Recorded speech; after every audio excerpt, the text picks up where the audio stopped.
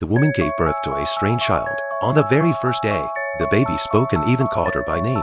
Her name was Rowan. She wondered if her own supernatural powers had somehow influenced the child. But just 3 days later, the infant began to grow at an alarming pace, quickly reaching the size of a 5 or 6-year-old. His appetite grew with him, and so did his temper. Yet, no matter how odd he was still her son. Rowan forced herself to be patient. One afternoon, while she was busy with housework, a ghost appeared and warned her of a looming evil. Rowan, already suspicious, couldn't shake the feeling that this boy might be connected to her old enemy with Rachel.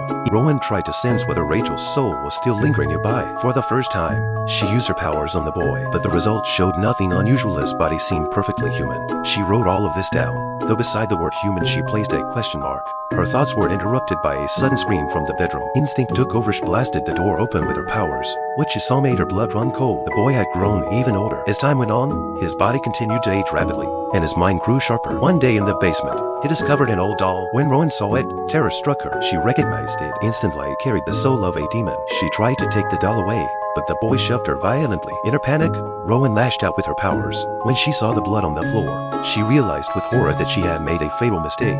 Uncertain how to raise him any longer, she left the boy in the care of her elders and returned to work at the hospital. There, she collected a shard of broken glass stained with his blood, hoping tests would reveal the truth. While waiting for the results, Rowan noticed a girl in the ward. The girl knew she was terminally ill, yet she smiled so her mother wouldn't grieve. The contrast to her own troubled son softened Rowan's heart. She used her powers to heal the girl. Exhausted, she collapsed into a chair and fell asleep.